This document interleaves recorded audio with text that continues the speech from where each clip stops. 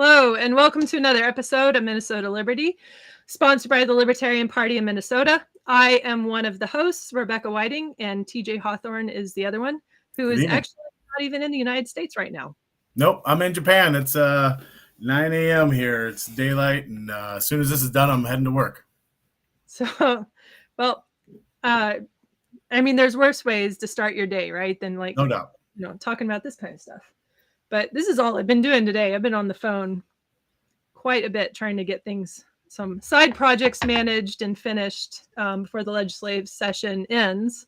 You've been very busy, and I'm very happy with the work you've been doing, Rebecca. Thank you. But maybe we'll have a really good update in a couple of weeks, and we'll let you know. So anyways, if you would like to join the party or find out more information, lpmn.org. And this evening, we have a special guest, Jake Dusenberg from Action for Liberty. And I hope I said your last name right, because I couldn't actually remember how to say it. But hi, how's it going? Yeah, you got it exactly right. Oh, wouldn't good. Offend me. It wouldn't offend me if you got it wrong either, though. Okay, well, that's good.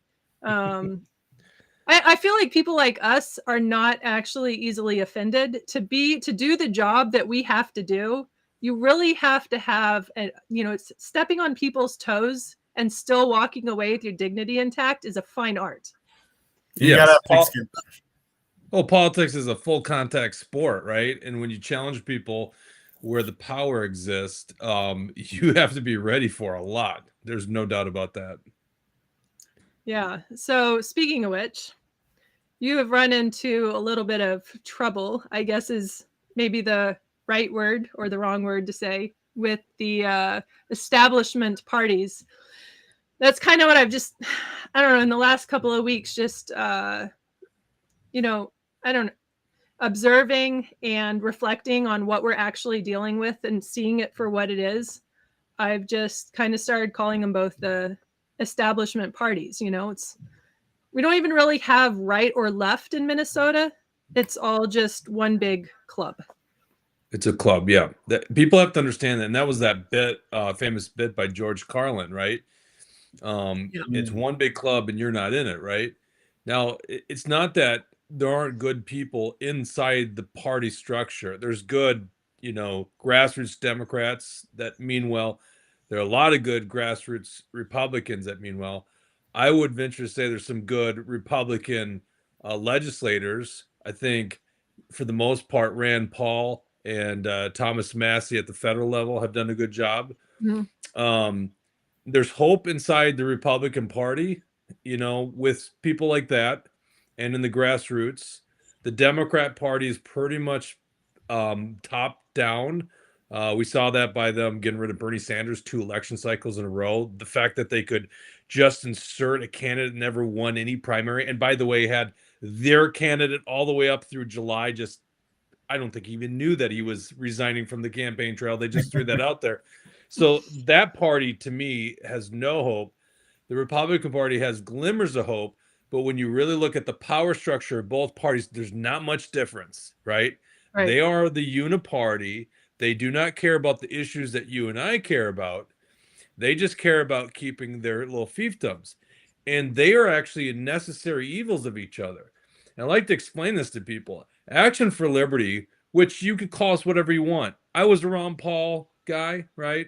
So I identify as a libertarian. I also identify as a conservative. My viewpoints, get the government out of our business, right? Mm-hmm. So, that's why we're involved in politics, is for that very simple reason. That's not what they're in politics for. I wish there was just a pure liberty party, right? That was one of the 2 main parties. It doesn't exist. No. They're in there to basically own or to have a monopoly on their, if it's on the Republicans, the center-right part of politics, and if it's on the Democrats, center-left, right? Mm-hmm. And any threat to that is going to see things elevated to the level that Action for Liberty has had. We just had the MNGOP send out a e-blast last Friday night condemning us. The same week that the Republican Party of Minnesota had a state senator trying to solicit an underage prostitute, they're condemning Action for Liberty, which is crazy. So was there a letter of condemnation for Senator Eichhorn? You know, in fairness, it seemed pretty unanimous they wanted to actually expel him, and then he resigned by himself. Right. Which I can't say about the Democrats with their problem. They Mitchell. have a person who's literally is being convicted for felony burglary, first degree. But the idea that they would condemn Action for Liberty, made up of grassroots conservatives and libertarians, you know, the week that happens, and one of the people voting on it was literally a legislative assistant for the guy, you know, it's crazy. But the reason they do that is because they want a monopoly on center-right politics, right? The Democrats do this on their side as well. And they don't care. They would much rather see Action for Liberty go away and deteriorate than the Democrats, because the Democrats are a necessary evil. They need a boogeyman. They need the Democrats. They need a message on Joe Biden. They need a message on Tim Walz, all that. But they don't want us because we actually threaten the power structure that they want, the center-right politics.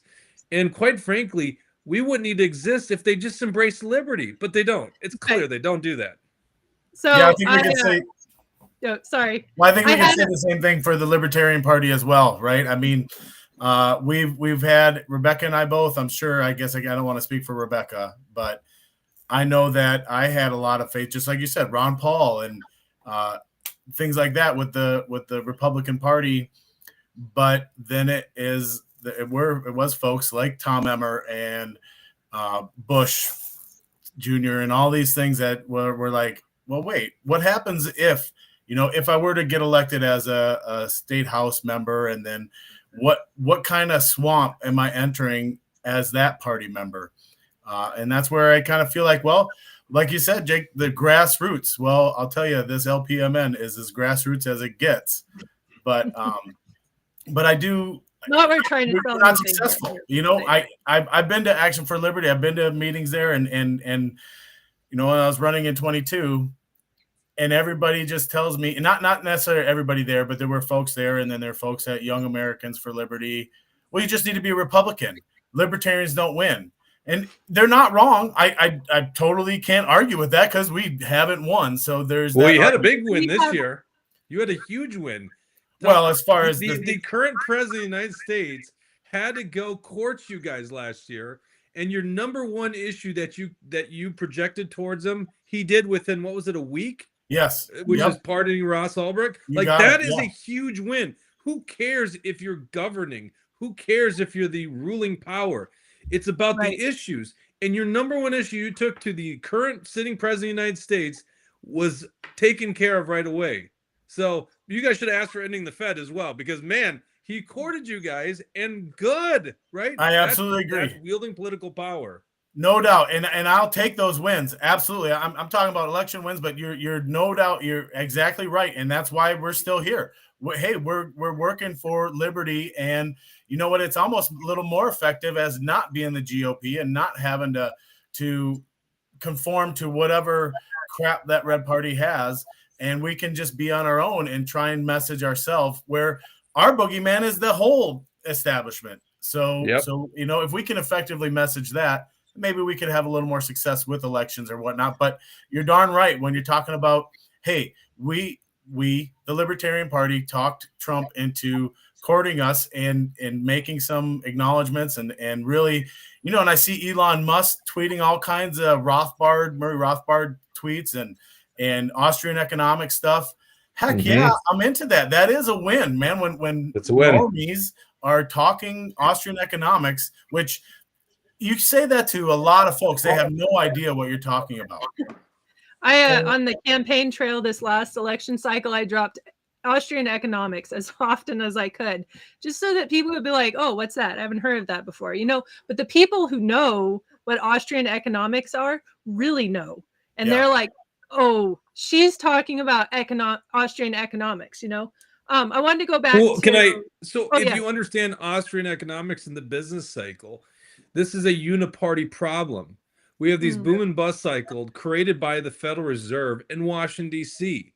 And Trump was just as guilty as Joe Biden. Now, Joe Biden doubled down on the same post-COVID policies, but I wrote an article on March 18th of 2020 saying we should be against Trump's socialistic programs because it's going to lead to an increase in the price of goods and services. You can't print money out of thin air and have the Federal Reserve, which doesn't have the money, they're printing it out thin air, and buy up the government debt and think, oh, there's not going to be anything that comes back at us. Of course there is. This isn't rocket science, right? And If this, we have a rocket scientist now in the White House, you know, but like this isn't rocket science. It's going to lead to an increase in the price of goods and services, obviously, and it did. And so, and it was Congress pushing it through. And once again, if I remember right, it was one guy, Thomas Massey, that was like, hey, if you guys are going to vote for this thing, you got to at least come back to Washington, D.C. Remember, they were avoiding coming to D.C. It's like they were all against him on that. So it's a uniparty problem that needs to be fixed. And the way to fix it is just to get an immense amount of people understanding the problem and using their voice to advocate change of the Capitol. You don't just have to win elections. People think you have to win elections, but it's not just about winning elections. It's about using the power, whatever that is, but it really comes from people, right? Having a lot of people with a message towards Washington, D.C., towards St. Paul, whatever you're messaging towards, that these politicians do what you're going to say. And that is, I mean, like, why do we even care about elections? If as long as they do what they're saying, they're like, as long as they're protecting liberty, do we care? I don't care. I'd rather take hunting season off. I don't care about that. They do. So we don't true care. Power of a third party is, like you said, is pushing policy, coming in and causing so much of a disruption that people are like, oh, we actually need to work with them on this thing, because if we don't, they're going to mess everything else that we're doing up. Exactly. Like we talk about this often, that we're the type of people that join something like a libertarian party or identify as a libertarian aren't the kind of people that seek power in these political seats. This isn't about the control that this gives us. It really is simply that at some point you dislike being told what to do more than you don't want to be involved. So just really don't want to be told what to do. And that's why I'm here. But I don't want to go and work in Washington, D.C. I don't want to go and be surrounded by these people and go to committee meetings all day long. This isn't how I want to live my life. And it wasn't supposed to be that way either. No. Right. And that wasn't the founding of this country. No doubt. Article 4, Section 2 of Article 1, Section 4.2 of the U.S. Constitution says that Congress actually has to show up one day a year. Like, they had to tell them to at least show up. Like, come on, this wasn't supposed to be a career. The president, this is the funny thing about Democrats and Republicans, because when the other guy's in office, they're all screaming, oh, he's getting so much more power. It's like, you know what? We could unify in one thing. If you don't like Trump having this power, stop giving it to Biden, right? And if you, and vice versa, it's like, stop giving them so much power. That's our viewpoint. They shouldn't even have this power in the first place. Exactly. Right. And people lack the ability to really see several steps in front of them for the most part. That's what I've noticed, is that when you tell somebody, you're like, hey, this is what we want to do, you kind of then have to take their hand and lead them. This is why this is important, and help them see the path of, going down that direction and what it can lead to, because people don't have the capacity at this point. Some do, but a lot of people don't have the capacity to be able to think, in a multifaceted kind of a strategy at this point in time. So we were anyways talking about policy, and not to throw this off a little bit, but we've been working on Defend the Guard legislation in Minnesota, and we have been working very hard on that. And just recently, today, got a sit down with Republicans, who are the ones that are holding it up in Minnesota. It's not even the Democrats that are holding it up. Shocker, huh? Real shocker. Republicans. They're finally like, hey, we're tired of you calling us neocons on Twitter. And I know that some of them watch the podcast. So hi, I'm not going to call you a traitor today. I'm not saying I won't next week. I just won't today. But that's what it takes, is to be the squeaky wheel and to constantly just pull the attention back to some things you want to get past, because they're not. It's not even It seemed like right away when I heard defend the guard logic or legislation, it was too logical to say no. Like, well, this should be so obvious for any state legislator to say, well, yeah, this would help my state stay safe, my young men and women to not go fight overseas wars that I thought that most Americans are fed up with and tired of. But Americans, the political class, not so much. Right. Well, exactly. we better check with Israel first, guys. Well, okay, there we go. We talk about our greatest ally, and then we talk about the swamp, right? And we can see who donates to all these swamp creatures and who doesn't take that money. And then we go right back to the very beginning of the conversation of the couple people that are the good congressmen. Yeah. I mean, this problem is so big. And this problem is so big, and I know it very well because I was a military officer with the Minnesota Army National Guard. There was some point, Rebecca and Rebecca's been on my show, I always forget, Rebecca, how much we talked on air and how much was off air, because we chatted. Way more off air. Yeah, I know, right? So when I was in, and I got in pre 9/11. At some point, I think the Guard was transitioning to all the combat units that were not active duty component, and the reserves, which is a federal entity, the Army Reserves, lost all combat units. So if you wanted an infantry brigade or a tank brigade, that's in the National Guard. It's not in the reserve. So, and I don't know the history of why that ended up happening. I just know it happened. So in other words, if the active duty units can't meet the demand of whatever war they're fighting, they can't pluck a combat unit from the reserves. It doesn't exist. They got to go into the National Guard. And there's this like wink, wink handshake with these governors that you're just going to give it. In fact, what was interesting when I was in the Guard, I went through both a federal shutdown. I mean, they never really shut down, right? But they shut down temporarily, and a state shutdown. And guess what? It wasn't the state shutdown that left us without pay. We still had drill. It was the federal shutdown that did. Right? The money is really coming. No, I remember that. Was that in 2000? That was in 2011-ish. Was that in 2000? Sounds right. I got out in 2013. The other thing, I think this happened either right when I was getting out or shortly after. The Pentagon. I mean, there's a National Guard Bureau at the Pentagon.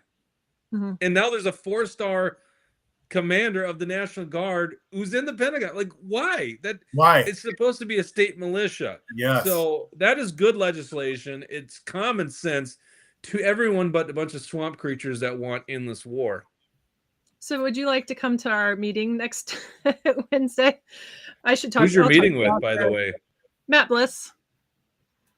Well, he better do something about that. Yeah, he had the unfortunate disadvantage of being my representative.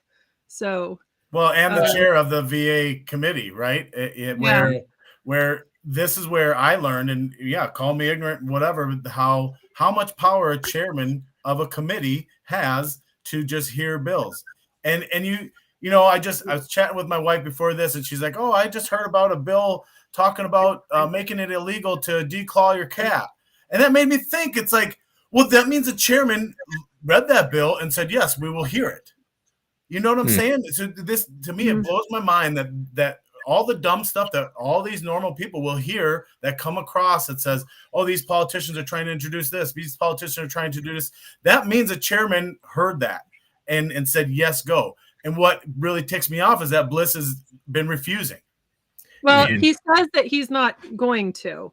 But we have the bill in both the House and the Senate, and neither have gotten a hearing yet. So, well, deals aren't made with you guys in a closed room with a politician. What has to happen is a bunch of people signing petitions, demanding that legislators do it. And you know what? You live in Matt Bliss's district.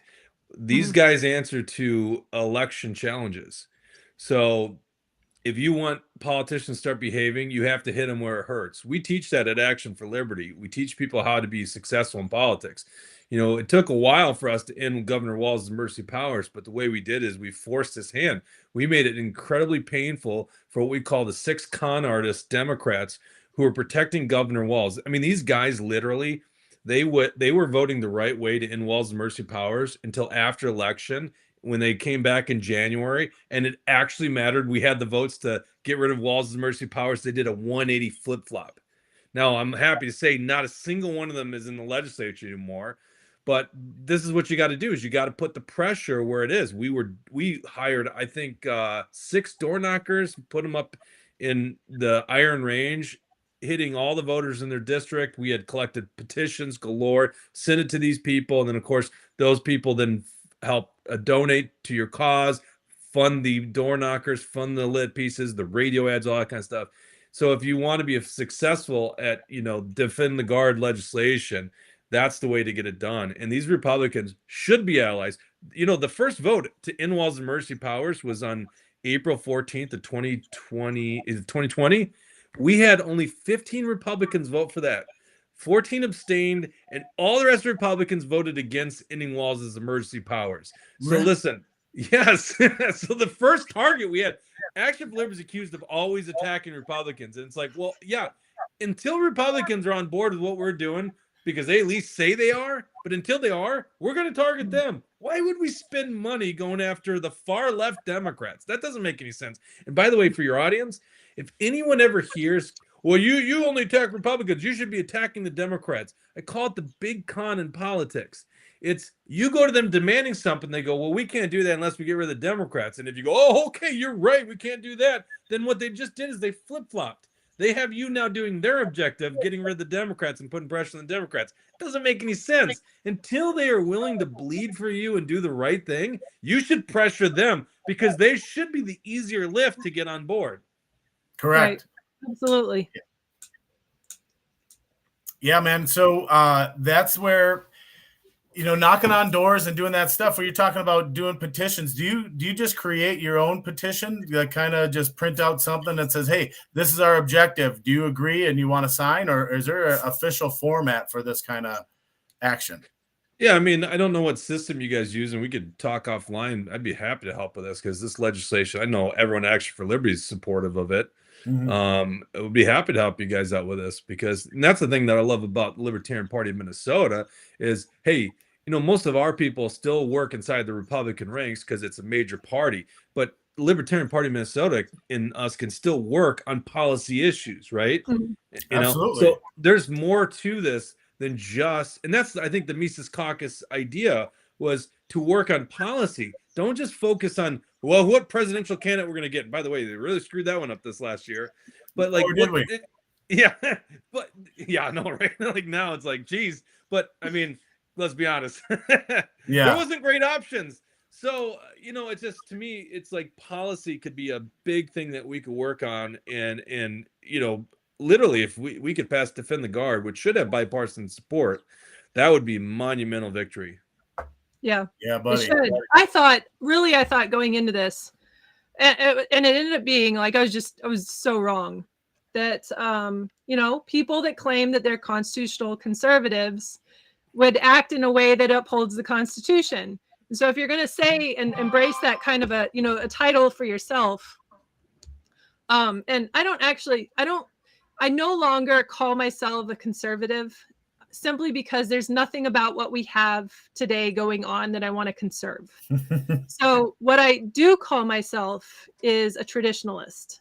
And because I want to go back to what was originally intended. And without all the 21st century, things that have happened, I want to just wipe it clean and go back.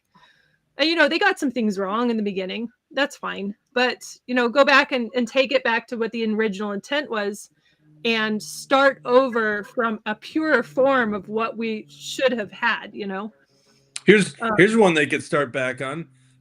In Article 1, there's only one entity in the federal government that can declare war. That would be a good starting point, huh? That's exactly the greatest point of this legislation. And one of the things that I try to tell folks, where it's like, whoever I'm talking to, because I know I'm not talking to anybody that was fighting in World War II, that, in our lifetime, in your lifetime, we have not declared war. Yet we still know all these wars that we've been involved with. How does that make any sense? Well, we don't even have to officially be at war and still fund them, apparently. Right. And to the largest stockpile of nuclear weapons. That's how asinine this whole thing is. We're literally, aren't we fighting a war with Russia if we're funding it? What are we doing here? So it's the founders had that in the Constitution because it's very important.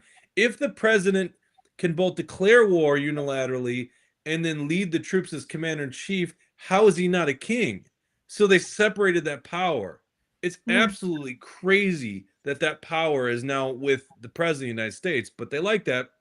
I don't know what they do to the president. Well, it does. It makes sense that they'd like it because it takes the accountability off of them, right? And that, just like you said, they wouldn't be in office anymore if they actually had to declare this war and go kill the innocent people and constantly fund and go into debt and things like that. So that's exactly my opinion of why, Congress is all about, oh no, let's just pass that buck to the president and let him hold that accountability.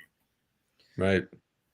Yeah. And you're right. And further into debt too. It's like, oh geez, should we go to war? I don't know. Do we have money? No, we don't. We're actually spending more already than we take in. It's like, God, there's so many reasons you don't go to war. Borrowing money from countries, then turning around and sending it back to help them with whatever it is that they have going on. That doesn't. And then we're the one. Well, technically, yeah, we're kind of paying for it because we're taxpayers, but the debt, we're not actually paying off the debt. So, well, it's worse. We inflate the currency. So what's happening? Because you have children, I got children. It's like our children are paying for this nonsense. There's no solution. And this is why I was very excited back a month ago about Doge. And then the Republicans, the Uniparty, showed us who they are. Yeah. We're actually just going to fully fund government until September with no Doge cuts. But I was excited about Doge because I'm like, you know what? The biggest issue is the fact you have no solution. Literally as debt consumes more expenditures on an annualized basis than the whole Department of Defense, which, by the way, our Department of Defense is larger than the next 30-some countries combined. So it's a larger expense item in defense, and we can't stop Social Security, Medicare, make it. No one wants to solve that problem. So guess what? They're just going to continue using the printing press to solve these issues. And who's going to pay the bill? It's our children. That's sad. That's so bad that we're doing that. And that's why that's my biggest issue. And quite frankly, and I voted for Trump in this last election, and there's reasons I did it. And I think clearly it would have been a mistake to vote Democrat, which I've never done. But Trump better do some of the things that he said. And one of those was war was the big one. But I resigned myself to saying my biggest issue is the debt issue. And neither one of those candidates are going to do the right thing on that issue. Right. No. Yeah, that's how I saw that. And when, we do a lot of criticizing of the Democrats and their communism and all that dumb crap that they try to pull. But it's true that when you say, Trump likes to spend that money just as much as any lefty. And that is just as bad as increasing tax, and it's taxing the poor with that inflation worse than anything else. And it's since 2008 when I first heard Ron Paul and him talk about this stuff, and it made me realize that when is this? I thought it was going to collapse, but it still hasn't, and it's been almost 20 years since then, and we're still kicking that can. And I know that it's only just building that ammunition when that bomb is going to go off, right? That's all that's doing. It's just going to make the fall even worse, kicking the can up the hill higher, so it's just going to take a bigger fall down. But what is going to be the breaking point? And I think it's already broken. We're just on by time right now, where as soon as the masses really understand that our money is fake, it's all fugazi, and it's all just what we. Because value is only what the person thinks it is, what the purchaser believes it is. And once they believe that value is gone, we're going to tumble over that cliff. And then the consequences of being the biggest bully in the world are really going to hit us hard. But then, I'm thinking all this through really quick here, but that's when our 2A is going to be extremely important, where we're going to need to defend our own self when those borders are really open, because we don't have a government anymore and because all this other crap really is going to collapse. But I hate fear-mongering like that, because I want it to be peaceful. I want to solve this before we get to that point. Revolutions are never peaceful. You're right. And I'm happy we've got the firearms. Well, the issue is all the other main superpowers around the world also do the same stuff as us. So relatively speaking, it's not that the dollar's that bad, because the yuan's inflated, the yen's inflated, the ruble's inflated, the euro's heavily inflated, Canada inflates its dollars. So it's like they all do the same thing. They all have central banks and they manipulate their money. I always thought it was funny when people go, China's manipulating their currency. I'm like, it's anatomy of state, man. Quantitative easing. Like explain quantitative easing to someone and they'd be like, wait, that's a scam. Yeah. And it's done trillions of dollars and you're the sucker on that one. And you have no say in it, really. So, but what I think is going to happen, because I'm on the optimism side of things.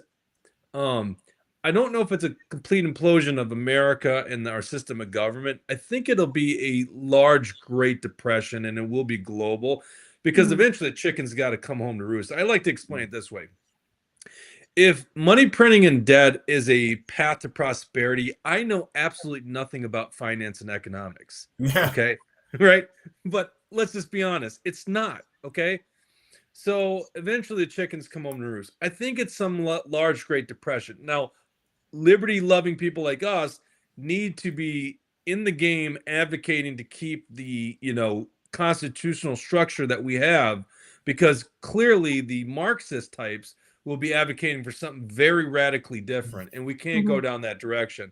So I think that we need to resort back to the founding of this country, a very limited sized government. But I think it could exist, and I'm very optimistic the American people, and very much because of the 2A Second Amendment, that we will get to that point and we will be successful. And I don't know if that's going to be the case with a lot of countries around the world. So I'm very optimistic on that. There's another thing that could happen. And if I was, looking at the two main candidates, as the only two options, obviously your audience, libertarians, don't think of it that way, but most people, unless polling shows differently, come November, they go, okay, it's either one or two, right? Well, we can understand that. Yeah.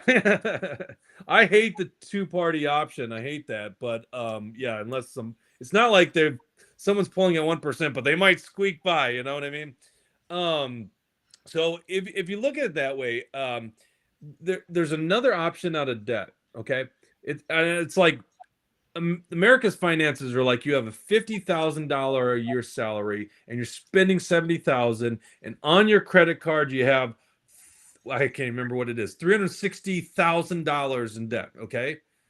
And the common sense thing is you should at least not spend more than $50,000 a year. You really should be spending about $40,000 or $30,000 a year so that you can start paying down that credit card bill, right? But there is another solution, and that is you get a massive promotion or a new job, and all of a sudden, instead of making $50,000 a year, you're making $200,000 a year, and all of a sudden that debt's not that important because you can pay it down so quickly.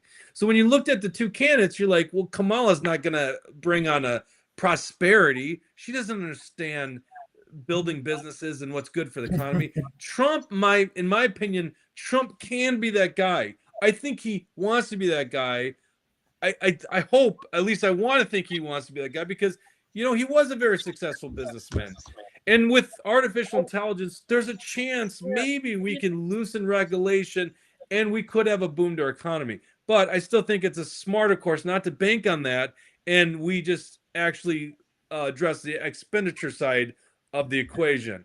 So there is another option. I just don't know if I was a betting man, I wouldn't put a lot on that one. Well, man, I tell you what, just like when I was a little kid, I used to think of all the time when someone said this is so expensive, I always thought, Well, if that person sold it for a lesser price, they would sell more and then they'd get more revenue. I mean, that was just an idea now. And then I understand how purchasing price and what the price is information and all these different things about economics. I totally understand. And so I truly do believe if we reduce the taxation, you're going to get a lot more growth and a lot more actual economics, a lot more money being exchanged, and then you'll not have to worry about that debt. So I totally think that if you take away those regulations and all the taxes, then you will see a lot better economy.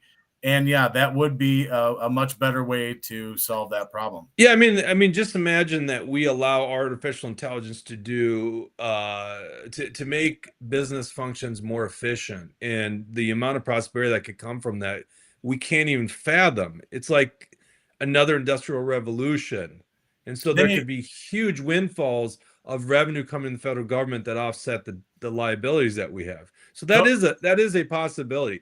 There's another possibility. We end up we end up in Terminator's situation, and we're fighting the machine. So we got to be careful on that one. Well, the other thing is too, and don't get me wrong, I'm an automation engineer, and I do automate things, and so I'm really into that, and I'm really into making folks' life easier and safer and all this stuff.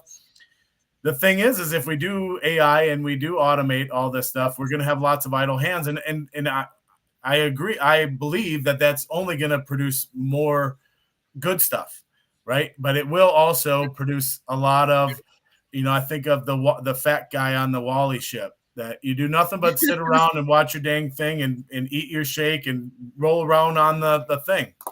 And well, remember in Wall-E, that was a generational accumulative effect. You remember the pictures on the wall? They got a little fatter with every generation until they were just like, well, you can totally see that in Americans, I'm sure. Now, this Ozempic fad is probably happening. So, we're probably going to show some blue skin people and all this other shit there. You never know what the hell those side effects are going to happen with that crap. Right. That's where the lizard people come from. Well, that's true, though. We're going to get into that. Maybe we'll see. That big hole in Antarctica. Yeah. So what have you guys seen as an effect from like the GOP stuff and like coming out after you? I feel like oftentimes what happens when you have a group attack another group, people are, they may not have been paying attention before, but now they are, because they're like, well, why would they attack that group? And then you kind of get this martyr syndrome. So what has been the, like kind of the fallout in the background from what you've noticed so far? Well, it's hurting them. So it's interesting is, so Eric Mortensen, former representative, runs Action for Liberty. I founded the group a little over, 12 years ago. Okay, so 12 years ago, I stepped down as president. We hired Eric Mortensen to take over, doing a fantastic job. And he's tough as nails, which is good. You got to be in this game. And we were chatting about a response, a video, Monday morning, and then we just realized it's like, this isn't like, they're hurting themselves by this. I mean, first of all, they did a press release on Friday afternoon condemning Action for Liberty. I mean, that's like stories you want to see die come out Friday afternoon, right? So then in the story, it's like they literally accuse us of something we didn't even do, doxing. Like what an accusation, which by the way, there might be a legal ramification to that. And I have intel from the actual state exec committee that they were very worried about the ramification or the repercussions on legal because of saying that, because they got no proof.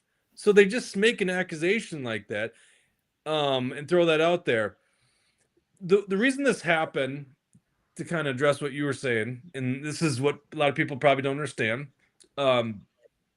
So Action for Liberty is very influential in getting people involved in the political process. Many of those people decided to become delegates with the Republican Party, state central delegates, which is where they wield a lot of power. Mm-hmm. Tom Emmer's people didn't like that. Now they want the control over the GOP. I mean, it's really simple as this, guys. The former MNGOP chair, who's corrupt as hell, David Hand, who we were able to oust back in December. The guy was literally bought and paid for by Tom Emmer. You don't have to speculate on this one. I mean, literally, if you look at the finances of the party, you can see like Steve Wynn of casino fame donating the MNGOP. Well, gee, I wonder why that guy is donating to the GOP. I don't know. Maybe the guy that ran the NRCC has these donors all over the country, and he can basically get them to write checks to the MNGOP, right? So he was right. I mean, it was actually so obvious. They literally inserted a candidate. They got one candidate in Congressional District 2 to drop out who was endorsed like, what, 80 to 20 or something like that? I can't remember. It was Taylor Rahm. They got him to drop out, even though he was the endorsed candidate, so that Tom Emmer's guy could be the candidate. And by the way, that guy literally had a joint fundraising committee with Tom Emmer. And then he got slaughtered by Angie Craig in the general election, like 12 points or something like that. It was in double digits.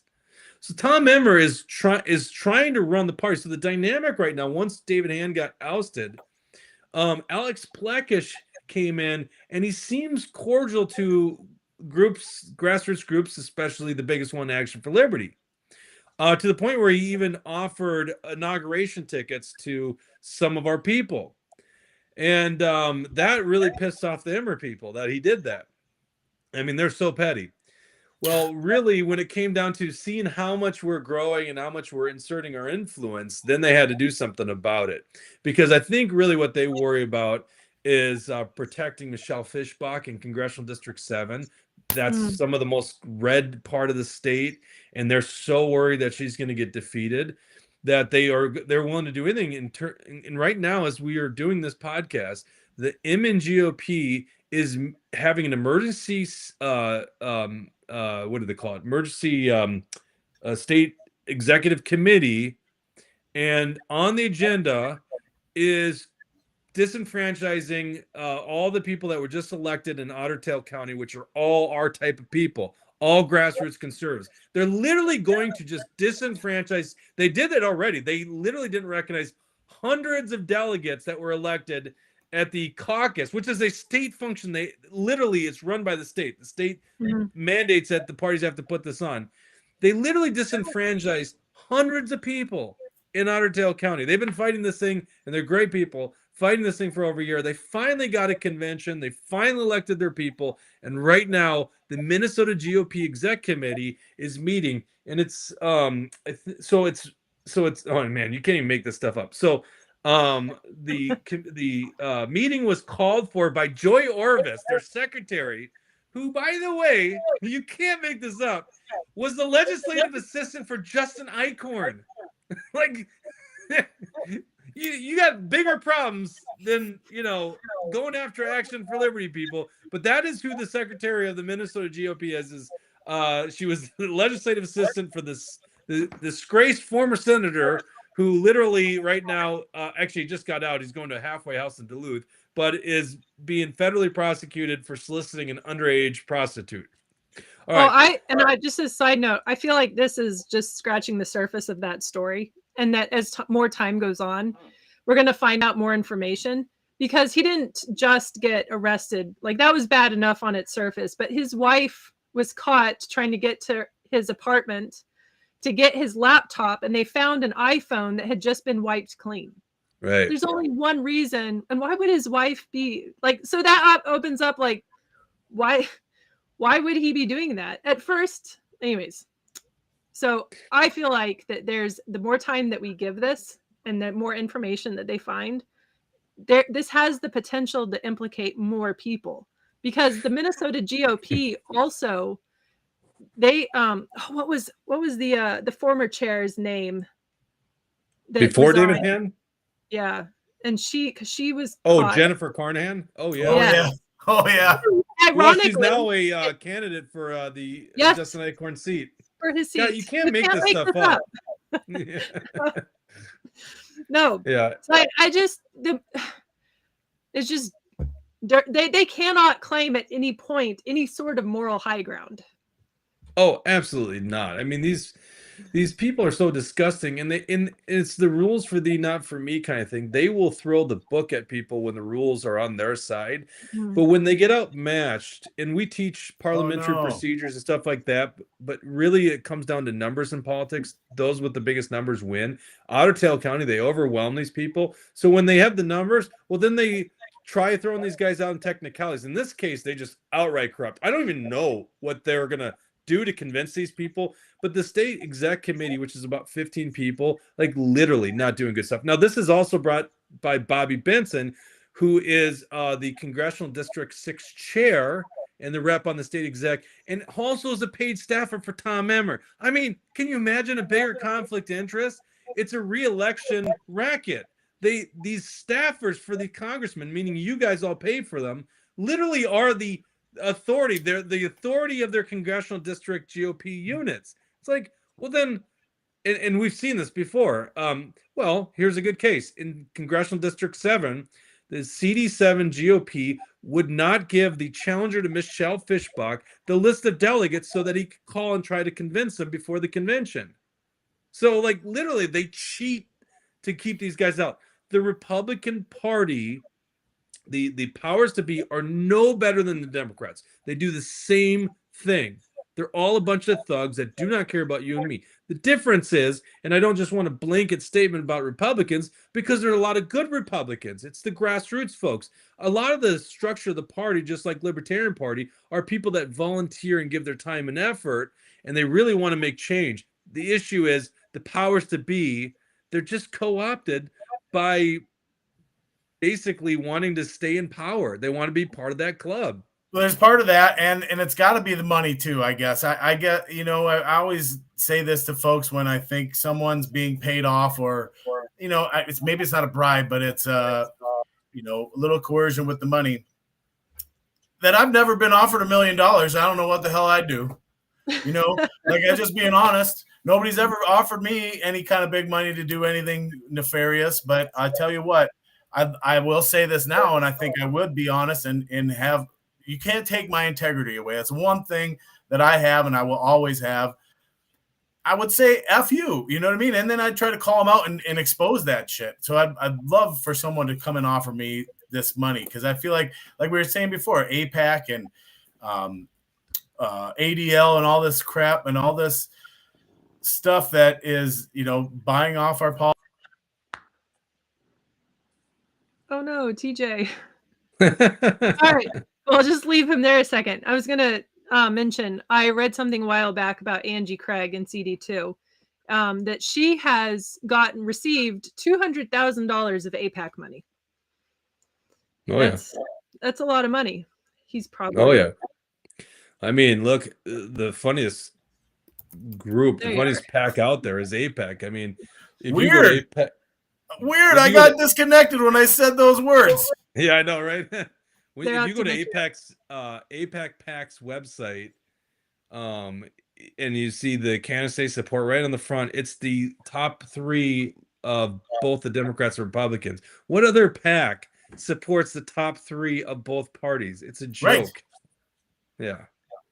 Yeah, it seems more obvious and apparent to me every single day. And don't get me wrong, I understand the effects of echo chambers and the social media and all this stuff that curates the stuff in our moldable minds.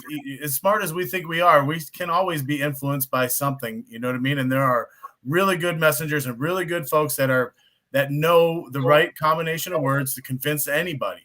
And so I think our side of folks are good at recognizing that kind of stuff and saying, hey, hold on a second, you just said this, but this.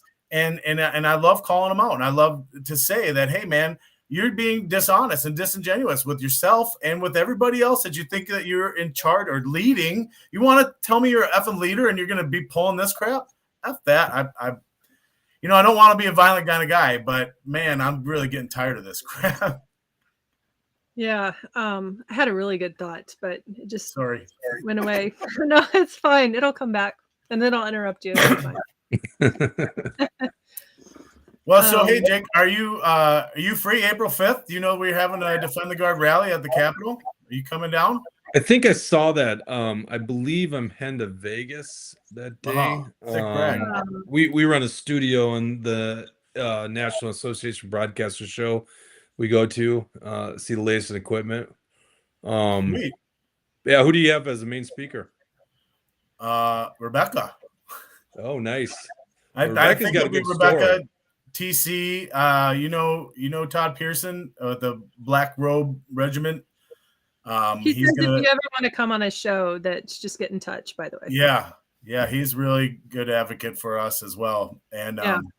Bob Seifert's another one. If you've never met him, he's a really good guy. Did 27 years, 28 years, something like that. And SF. That young man's something else, man. I'll tell you what. Yeah, Bob was active in the Ron Paul days. Yeah. Yep, I remember him. Stillwater, right? Bob? Oh, yeah, he's on our executive committee. Nice. Yep. Yeah. So he'll be there.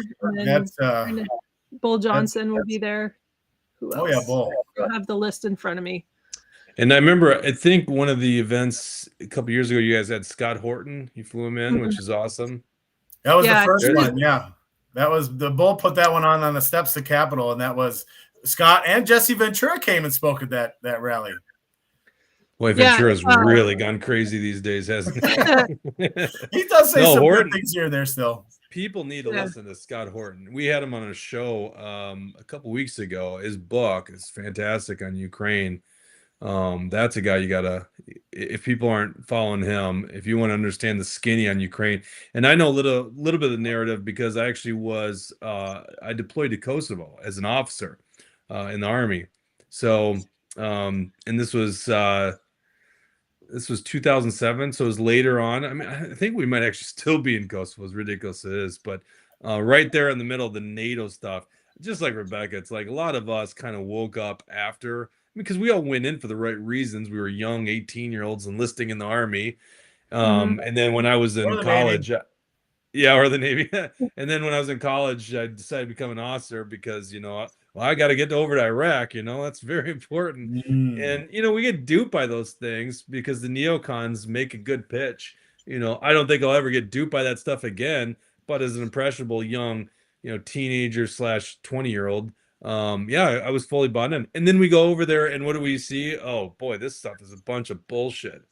Yeah. So 9/11 happened. I had orders to go to Kosovo. And then it took me like 20 years to remember that Kosovo was even a thing because 9/11 happened and it just kind of like made everything that happened before that. You just forgot about that for a while. Forgot about it, yeah. We got new terrorists. And it was Afghanistan. First it was Afghanistan, then it was Iraq. And then it just kind of, you got caught in the meat grinder. Basically, that's what it was. Right. And then, you guys talk about like Ron Paul and that kind of stuff. I got out of the army in late 2007, and I was still very much like, I just hate everybody. And so I was never, like, I appreciate Ron Paul now, but back then I was not the kind of person that was going to be willing to listen to anybody out of Washington. Regardless of whether they were like, no, but we have your best intentions. Like, I don't believe you. You're going to have to. Well, sorry. No, my first impression of Ron Paul was, man, he talks the right stuff about the drugs and about the spending, but man, we still got to kill those towel heads. I don't know what he's talking about. I was totally sold, man. I thought that, no, we got to stop this. You kidding me? I was in Navy school when 9/11 happened, and the Marine Corps staff sergeant that was one of my instructors, holy cow, he was excited as hell. Oh boy, we're going to war. Y'all get back to your rooms right now. And we're doing this terrible thing where you interrupt me, I interrupt you, and then it just goes back and forth. No, you guys are fine. Because you're in Japan, there's a little bit of a lag. Anyway, I'm just kidding. I don't know if that's the reason. But when 9/11 happened, I had already finished basic in AIT, so I wasn't like done, and I remember very specifically in AIT that my drill sergeants were like, the next, terrorist attacks and blah, blah, and we got to be, keep your head on a swivel at all times and all these kinds of things. And we were like, yeah, but we're not at war. Like, there's no war. And then 9/11 happened. Oh, my recruiter said, just so you know, you could go to war. And I was like, they just send the Air Force in these days, I was like, boy, did that change quick. Because when we got in, it was still fighting the Soviets. Right. Now here we are, almost fighting the Soviets again. Well, I mean, and that's what it was, because it sounds like we were all in at the same time frame. It's like we went from an army geared towards tank warfare, fighting the Soviets, to, you know, what, 6 years later, counterinsurgency, making it up on the fly. Because Yep. remember, early in Iraq, one of the big issues was these people are dying from these IEDs in Humvees because they're not armored. It's like, yeah, Humvees aren't supposed to be armored, but then all of a sudden we armored all of our Humvees. This is like lightweight vehicle that could go off road is now like a tank. Dude. Oh, well, and so when we drove into Iraq, and we drove in 2004, our Humvees still had canvas sides. Right. Like the vehicles did. They just, I mean, and you had sandbags maybe at like on the ground on your feet, you know, and that's what it was. So 2004 drove in Iraq like that. And nobody knew any better. I mean, I don't think that, you know, because this is how they sent you out of Kuwait. They're like, good luck, you'll be fine. And then in 2006, during the second deployment, we all of a sudden, everything has up armor. The glass windows are up armor. The doors are up armor. I don't remember if the base of the vehicle, I don't think that was. So that was still a weak point. If something took a direct hit from underneath, that was a weak point. But one of the things that it did do was that it put a lot of strain on the vehicles. So the vehicles, because of all the weight, was very heavy. They weren't meant to be that heavy. But then a lot of things were getting tapped into the battery, you know, the battery in the engine compartment. At the same time, you had your Blue Force tracker. Remember that? Did you guys? Oh yeah. Yep. And then we had our, you know, our comm stuff, and we had. Did you guys have Rhino mounts on the front of your vehicles? So, and those drew a lot of juice out of your battery. So you'd be out in sector, and all of a sudden your Humvee smoking, and now it's caught on fire. And it's like, all right, everybody needs to get out because your Humvee's on fire. And that was the result. They were never meant to be like that. But no, definitely not. Right. Like the now those that were all invented at, you know, because of the situation kept changing on the ground. For a war that didn't make any sense. I mean, and I think most people, other than maybe the people at the National Review, have realized that war was a complete and utter mistake to be in. And, you know, a lot of us just got duped by it. But we were young and we were impressionable, and we went in for the right reasons. And I just hope that I can always advocate for things, you know,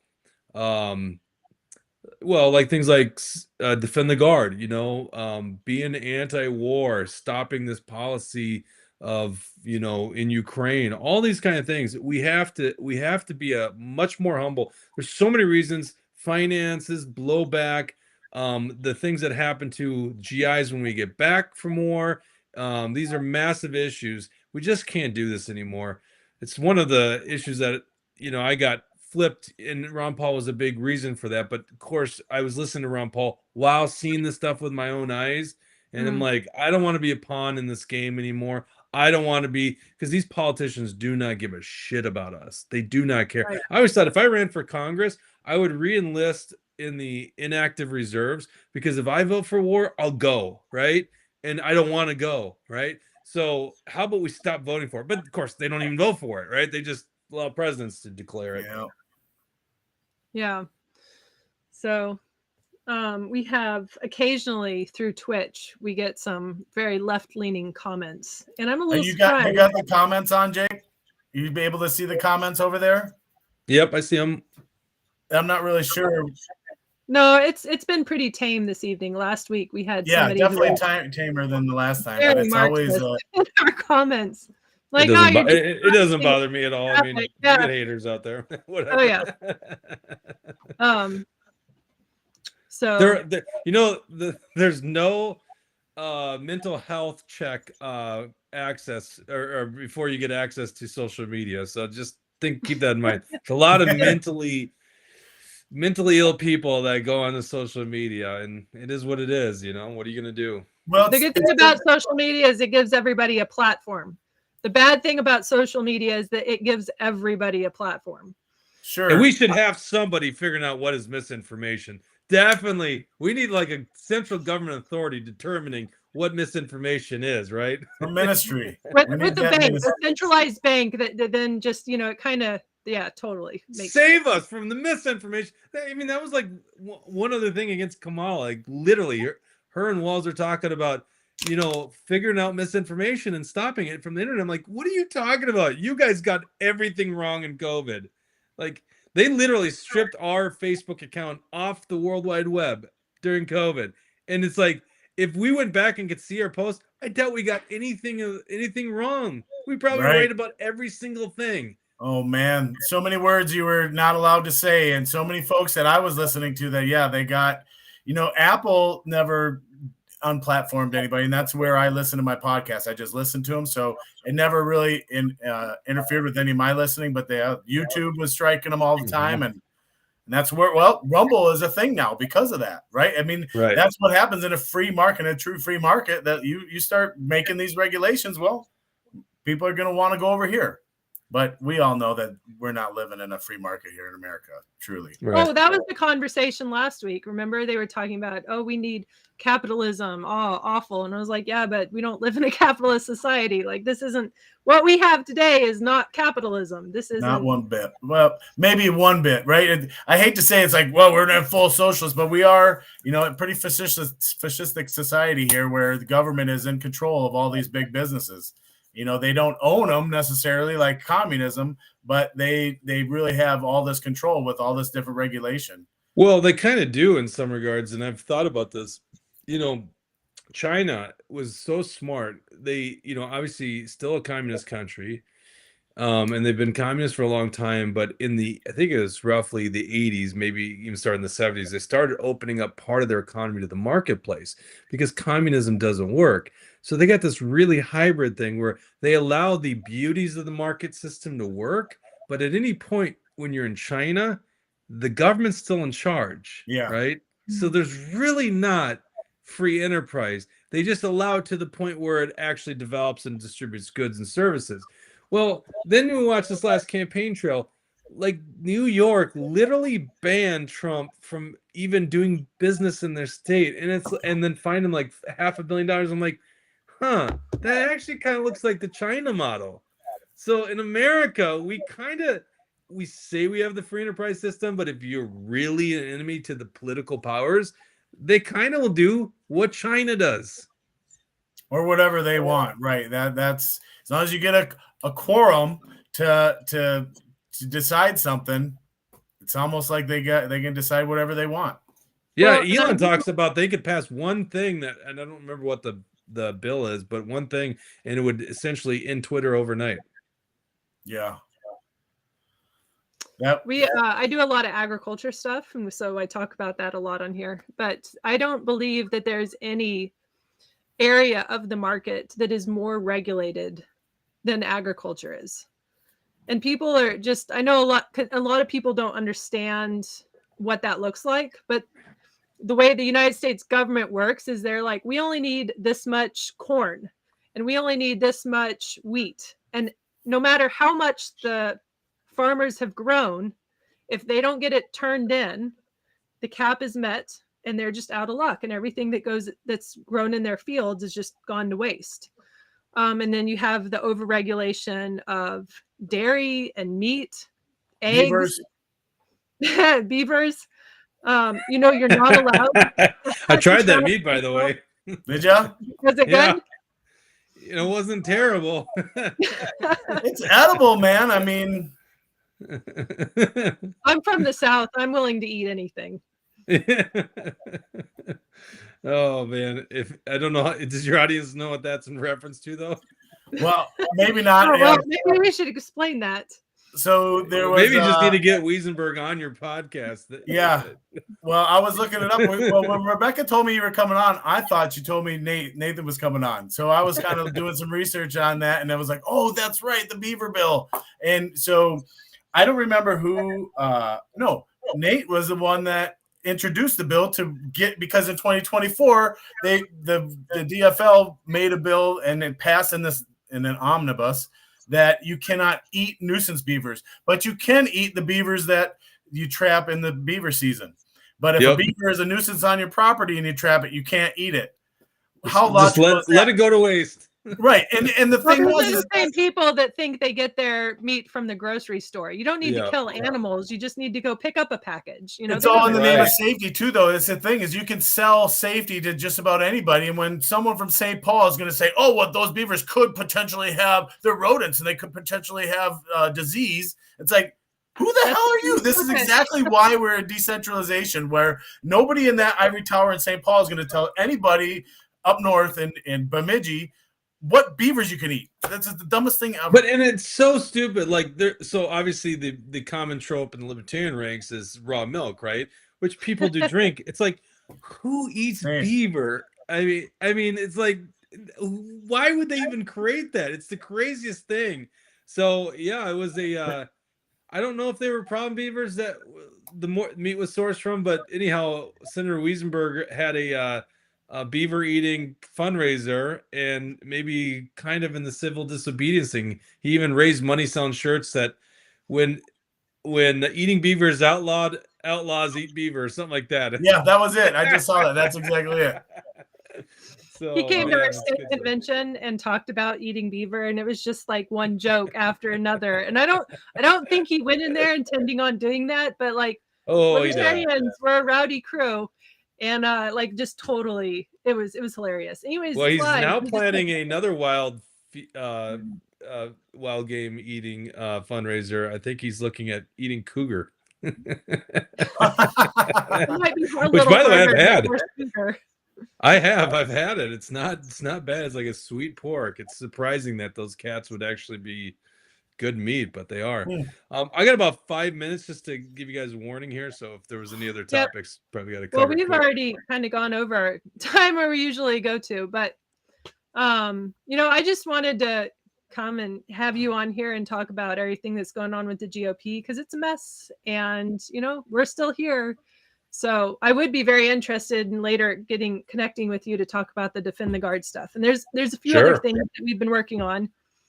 There's a raw milk bill I'm hoping that gets dropped maybe this session. But anyways, you know, Defend the Guard's definitely something that we've been putting a lot of time into, and we are also trying to get ballot access. So that's another thing that we could really use some help with. And ballot access for us. But by the way, that was a uniparty that coalesced to get rid of the third party. I mean, it was a 5% requirement. They moved it up to 8% because, you know, they can't have third parties, right? We can't possibly have other voices. Utterly ridiculous. Yeah, well, I figure at some point the fact that they went out on a limb to take care of a problem that didn't actually exist tells me that their claim to power and their hold on it isn't as strong as perhaps we think it is. Like it's pretty fragile. And then that tells me that they're worried. They're worried about people like us. They're worried about the grassroots organization. They're worried about people that are actually standing for something and who are going to be, you know, authentic and genuine and not back down when the fight is brought to them.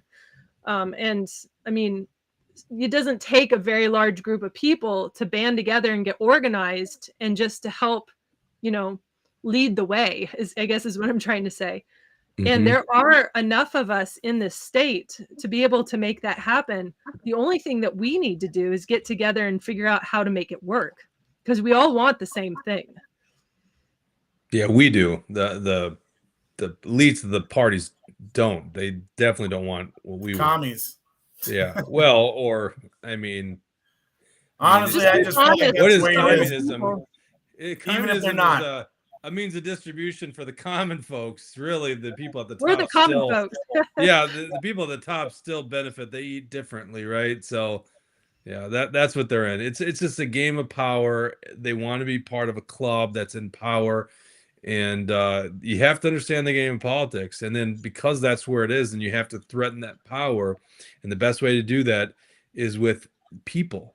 If a lot of people, if everybody that agreed with what the three of us got active in politics and got their voice there by either showing up at the Capitol, contacting the legislator, getting involved at election time. If every one of the people in Minnesota that agreed with us, we would run the whole Hands world down. of politics. Yeah, because Easily. there's too many of us. The problem is most people don't want to. They want to ignore it. They want to go on living their life. So it's our job to go find those people, make that appeal, and then mobilize those people to get involved in the political process. And when we do that, that's where good things happen. And so that's our role. And with Defend the Guard, I love the fact you guys are taking that on. I would support that wholeheartedly. Get people, mobilize them, and let's solve that issue because that's a massive issue. Right on, man. Yep. Thank you. And this ties the hands. If we do something like this and get this passed, and every state does, and there's over 30 states right now that have legislation in some form on the table in regards to Defend the Guard. So the Minnesota legislators that are working on this, that perhaps this is the first time they're hearing about this, they're not having to do this alone. This opens them up to a nationwide network of people that are all dedicated to seeing the same thing and the result. Well, I think just like constitutional carry took over, and as soon as one state passed it, there we had 28, 29 states that said, yes, this is the Constitution. This is what really should be. I think that domino effect will happen. Exact same thing with Defend the Guard. Once you get especially because, well, now my state doesn't have to go to that war. Ha, see you guys. Yeah, we're all going to be like, no, I don't want my kids to go either. Right. Well, I'm going to end this evening, and I'm just going to, throw it out there, lpmn.org, if you want to join the Libertarian Party. And if you don't, and you just want to come onto the show, we'll do this too. We can do this again. You're invited on here anytime. Thanks, the lpmn.org, it's only $5 a month. You want to become a member, get connected with local affiliates, check out the events. We got a few things going on. And then just get in touch. And next year we will run statewide races. Next year's an election cycle, so we'll be doing that too. And thank you for coming on this evening. It was a good talk. So I'm going to end the stream, but don't go.